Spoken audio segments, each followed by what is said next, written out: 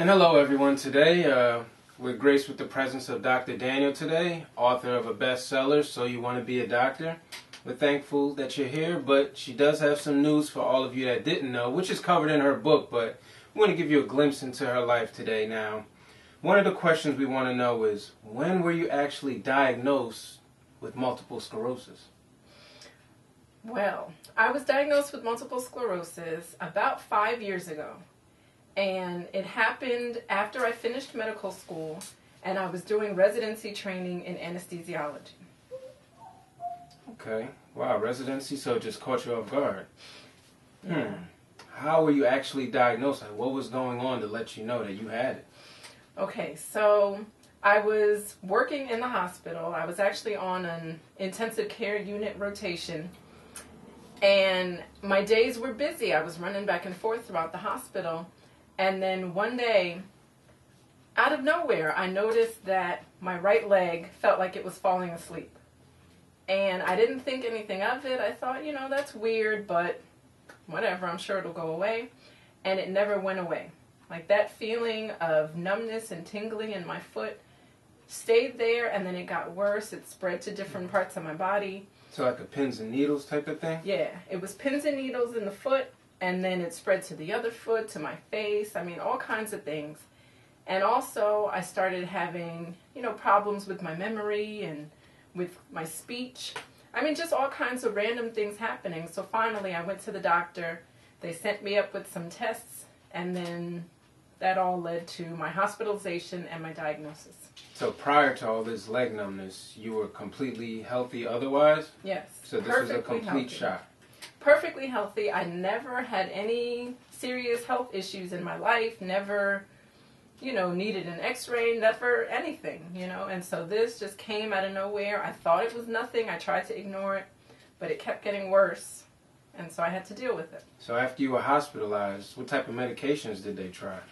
So in the hospital, to get the major symptoms to go away, because by that point, I had lost the ability to walk. Wow. I had to hold on to things just to move from place to place.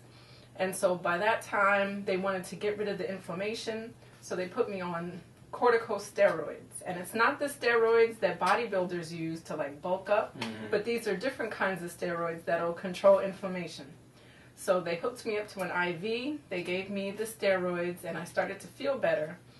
And then after they actually diagnosed me with multiple sclerosis, they put me on an injectable medication where I had to kind of stab myself with needles and give myself medication every few days. So how has your health changed from 5 years ago to where you are today? So when I was first diagnosed, they placed me on that injectable medication and it didn't work well with me. I was still having a lot of symptoms, even worse symptoms than before I went on the medication. And so I had to kind of adjust the medication, find a different one that would work for me.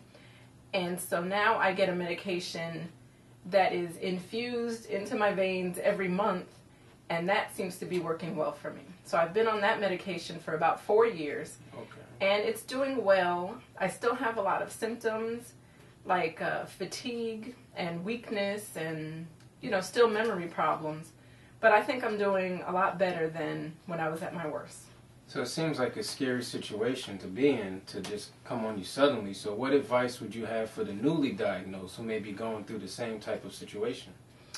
Well, as with anyone, I think you should pay attention to your health and what's going on with your body. Make sure you know what's normal for you and just keep track of what you're experiencing. So that way, when you talk to your doctor, you can work with them to figure out what's going on and what you can do about it. So once you know what the diagnosis is, if it is multiple sclerosis, then continue to research and explore, find out what works well for you, because multiple sclerosis hits everyone differently. I may have certain symptoms, but the next person with MS may have completely different symptoms. Like some people have pain, some people have all kinds of things that I would never even imagine having. So you have to research and explore, know what works for you, and just try to be as healthy as possible. Okay, is there anything else you'd like others to know about you or your situation or how to deal with it, how to get help? Yeah, I think the most frustrating thing about having MS is that people don't seem to know what it is or understand what it is. So, people may hear that you have MS, but they don't really know what it is. Mm-hmm. And briefly, it's a disease of the nerves of the body. So instead of the brain sending messages to the body normally, in MS, the nerves get damaged, and so the signals the brain is trying to send don't reach where they want to go. And so with that, you get a lot of symptoms. And like I said, the numbness, the tingling, the pain, the weakness, the balance problems, all kinds of things.